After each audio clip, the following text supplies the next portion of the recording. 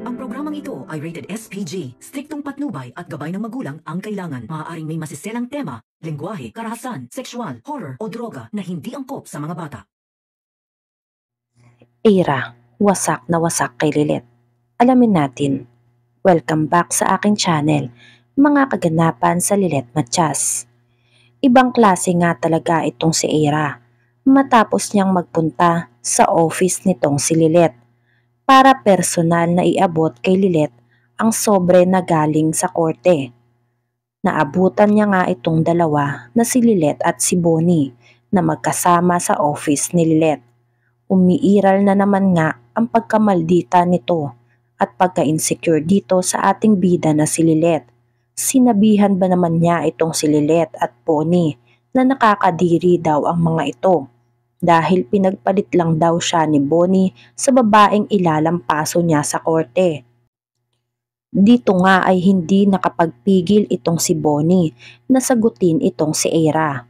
Paano nga naman daw lalampasuhin nitong si Era si Lilet sa korte kung sabay na silang lalaban nitong si Lilet at kakalabanin siya? Hindi makapaniwala si Era sa narinig niya kay Bonnie dahil kailan naman daw ay hindi maaaring mangyari na maging magkalaban sila sa korte. Naramdaman nga nitong si Lilet na nadismaya itong si Era nang malaman na magkatatandem sila Lilet at Bonnie sa korte para kalabanin siya na ipanalo ang kaso. Kaya naman gumanti nga itong si Lilet at inasar niya din itong si Era na halatang natatakot na sa paghaharap-harap nila sa korte. Sa kabilang banda, dahil nga sa nalamang ito ni Era, ay hindi nga niya matanggap na kakalabanin nga siya ng sarili niyang ex sa korte para kampihan daw ang mortal na kaaway niyang si Lilet. Napakabilis nga ng karma na tumama dito sa malditang si Era. At dahil nga tandem na itong si Bonnie at si Lilet, ay sabay na nga nilang pinuntahan itong ang si Nanay Chato sa kulungan para naman kumbinsihin ito na pumayag na sa naisip nilang plano na nagawing star witness itong si Langgay. Nang sa ganun nga ay lumakas ang laban nila dito sa kaso. Lalo pa nga at si Langgay lang talaga ang makapagsasabi ng buong katotohanan sa totoong nangyari dito kay Carding. Ngunit hindi nga nagustuhan nitong si Nanay Chato ang pangungulit ng dalawa na isama si Langgay sa kasong kinakaharap niya. Kaya tatanggapin na nga lang daw nitong si Nanay Chato na hanggang doon na lang ang laban niya, na mas maigi pa nga daw na makulong na lang siya kesa idamay ang anak niyang si Langgay sa kaso niya. Tanggap na nga daw nitong si Nanay Chato na sa kabilang buhay na lang sila magkikita nitong si Langgay. Hindi naman inaasahan nitong si Lilet at Bonnie na tatanggi si Nanay Chatong muli sa plano nila na ilagay si Langgay bilang star witness nitong si Nanay Chato. Kaya kahit pag-uwi nga nitong si Lilet ay nahihiwagahan at hindi pa rin siya makapaniwala kung bakit ayaw nga paupuin nitong si Langgay sa witness stand dahil sa curiosity at hindi malaman ni Lilet ang dahilan. Tinawagan niya si Bonnie. Sinabi niya dito na malakas ang kutob niya na may hindi pa sinasabi itong si Nanay Chato sa kanila na parang may sikreto pa ito na ayaw niyang ilabas. Kaya naman dahil sa sinabi nitong si Lilet ay napasabi na lang si Bonnie na pasasaan pa at malalaman din natin ang buong katotohanan. Kinabukasan, gaya nga ng pangako nitong si Lilet dito kay Nanay Chato na hinding-hindi niya pababayaan si Langgay, ay binisita niya ito kasama si Bonnie. Rinig na rinig nila at kitang-kita nila kung paano nag-hysterical itong si Langgay nang makita ang dugo sa kamay nito. Sa sobrang takot nga nitong si Langgay sa nakita niyang dugo sa kamay niya ay hinimatay pa ito. Kaya naman hindi malaman nga nitong sila Lilet kung bakit gano'n na lang ang takot nitong si Langgay na parang halos nagkaroon pa ito ng trauma kapag nakakakita ng dugo.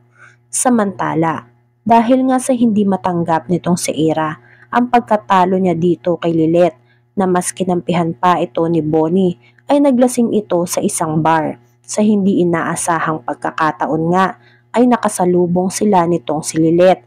Mas lalo pang nag-init ang ulo nitong si Era nang makita na magkasama na naman itong si Bonnie at si Lilet.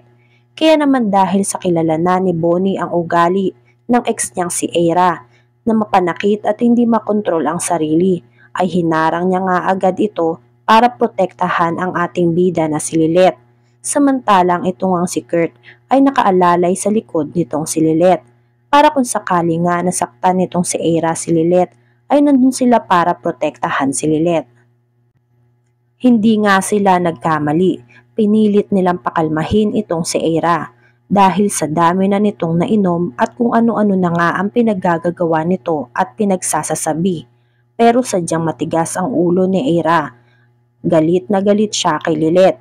Inakusahan niya si Lilet na natuwa daw ito sa pagbagsak niya kahit hindi naman gawain ito ni Lilet ang mga binibintang niya dito. Dahil sa inis at dala ng alak na nainom nitong si Aira, ay sinaktan niya nga itong si Lilet. Sinugod niya ito at pinagsasabunutan. Nahirapan naman si Kurt at si Bonnie na awatin itong si Aira sa pananakit kay Lilet dahil masyadong gigil si Aira.